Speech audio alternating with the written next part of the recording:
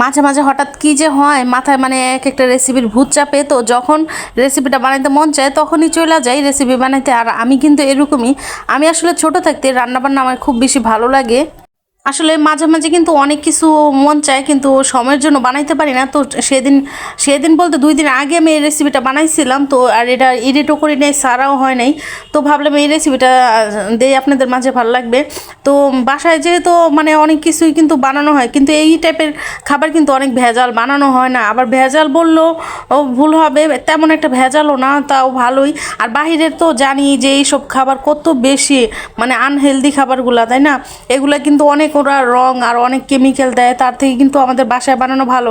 যেহেতু আমাদের বাসায় বাচ্চারা আছে আর আমরা অনেক বেশি পছন্দ করি, ইফতারিতে কিন্তু আমাদের মানে পেঁয়াজু মানে বেগুনি এগুলোর সাথে কিন্তু বুরিন্দা আর হইতেছে জিলাপি না হলে কিন্তু হয়ই না।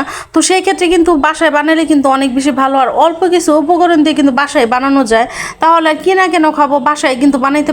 তো সেই ভাবনা থেকে কিন্তু মানে বানাইতে গেছি দুপুরবেলা, তো ভাবি নাই যে এত মানে খারাপও হয়নি আবার এত ভালোও হয়নি, 100% হয় নাই, মানে 100-তে 80-80-র মতো নাম্বার দেওয়া যায়।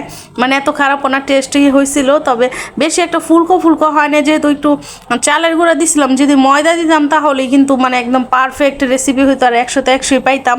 যাই হোক, আরেকদিন চেষ্টা করব। দ্বিতীয়বার করছিলাম, তো দ্বিতীয়বার অনুযায়ী কিন্তু খারাপ হয় নাই।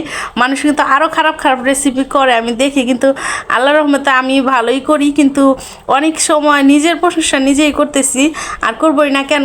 মোটামুটি টেস্ট হয়েছিল, টেস্টের দিক দিয়ে কিন্তু 100-র ভিতর 90 দেওয়া যায়, ঠিক আছে। তবে তবে আর কি আরও বেশি ভালো করতে পারতাম, ময়দাটা যদি থাকতো তাহলেই কিন্তু হইতো। তো দেখতে পারতেছেন কিভাবে বানাইতেছি। আর ওই তো যে ছাঁকনিটা দিয়ে তেল ছাঁকার ওইটা দিয়ে আমি হইতেছে বুরিন্দা বানাইছিলাম, তার জন্য চামিচ দিয়ে আমি হইতেছে তেলটা ছেঁকে ছেঁকে উঠাইতেছি। আর 3টা কালার করার চেষ্টা করছিলাম, তো মোটামুটি 3টা কালারই করছি, আর ভালো হয়েছিল।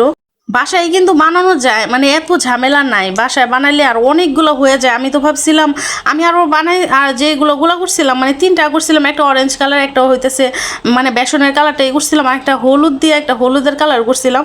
তো এত সুন্দর হয়েছিল কালার, 3টা অনেক সুন্দর হয়েছিল। আমি কিন্তু আরও রাইখা দিছি, অল্প একটু বেসন দিয়ে এতগুলা বুরিন্দা হয় মানে একদম ভাবা যায় না। আর হইতেছে দোকানে কিন্তু কেনাটাও যদি মজাও হয় কিন্তু হলে কিন্তু এটা ভালো না, বাসায় বানানো ভালো। আর যেহেতু বাসায় বাচ্চারা থাকে, বিশেষ করে বাচ্চারা থাকলে ওই বাসায় কিন্তু এই জিনিসগুলো বাসায় বানানোই বেটার, কারণ তেলটা আমাদের রেগুলার ইউজ করে তেলটা ভালো থাকে। ওরা কিন্তু পুরা তেলে সব কিছু ভাজে। তো আমি চেষ্টা করি সব কিছু যে জিনিসগুলো আবিহা বা আমার বাসায় যারা পছন্দ করে, আবিহার আব্বু পছন্দ করে, ওই জিনিসগুলো আমি বাসায় বানাই। যদিও মানে খাইতে মজা হবে না কেন, অবশ্যই মজা হয়, কিন্তু দোকানের মতো এত বেশি মজা হয় না, কারণ ওরা তো অনেক বেশি পাকাপোক্ত, ওদের হাত তো অনেক বেশি ভালো।